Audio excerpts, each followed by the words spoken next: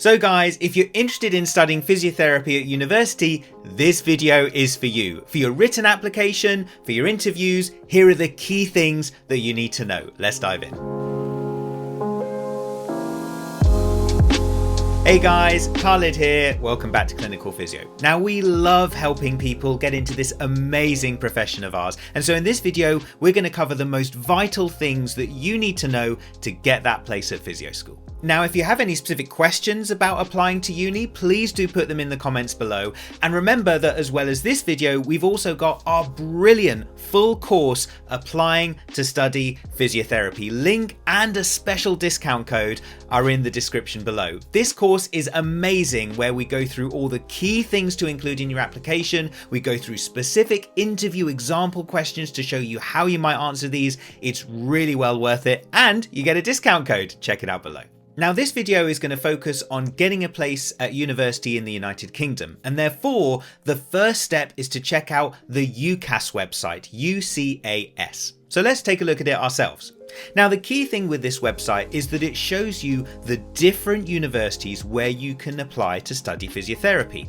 And crucially, it also shows you the entry requirements for each individual university if you want to apply there. It will show you what qualifications you need, and of course the grades that you need for each of those qualifications. So this is an absolute first step to making sure that you've got what you need to get that place at university.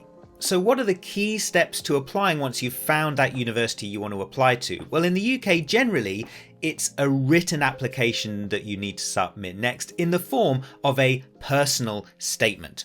Now, my key piece of advice with this, don't make it too long. 2 pages is far too long. You don't want to be in that situation where the assessor has already got annoyed before reading your statement because it's far too long. So make it a lot easier for them, make it concise, and make sure that you're hitting key highlights instead of telling your life story.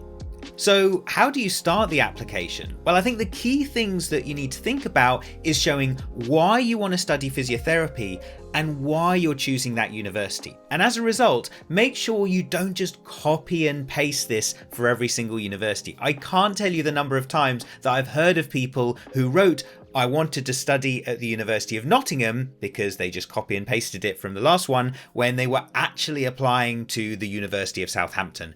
Don't make that mistake.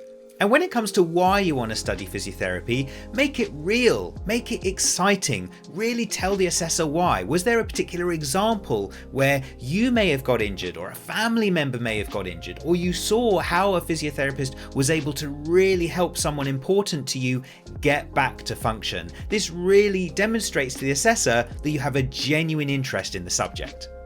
Now, in the main part of the personal statement, the assessors are really looking to see, are you the right fit for physiotherapy? Now, this is where I made the big mistake, so don't do what I did. I talked about how I had really good grades at A-level, about how I was captain of the football team, and how I was head prefect in my school. But they weren't that excited about this. What they really wanted to know was that I was someone who had empathy, someone who really wanted to help people, someone who had really good communication skills, because those things are what is really important to becoming a good physiotherapist, rather than someone who has the best grades. So make sure you don't miss out on that. Now, a really important part of both your statement and your interview is work experience. The assessors want to know that you have a good understanding of physiotherapy, and in particular, that you have a good understanding of all areas of physiotherapy. So what they don't want to hear is, yes, I want to be a physiotherapist because I specifically want to work in sports.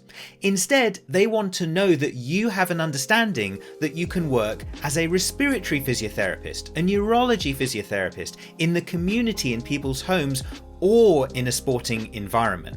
And one of the ways to do this is to show that you have a variety of work experience behind you, where you may have worked in hospitals or spent time in hospitals, shadowing physiotherapists, seeing what they do on a day-to-day basis, to show that you know the different components and you know what the role of a physiotherapist is, and that you want to do the same.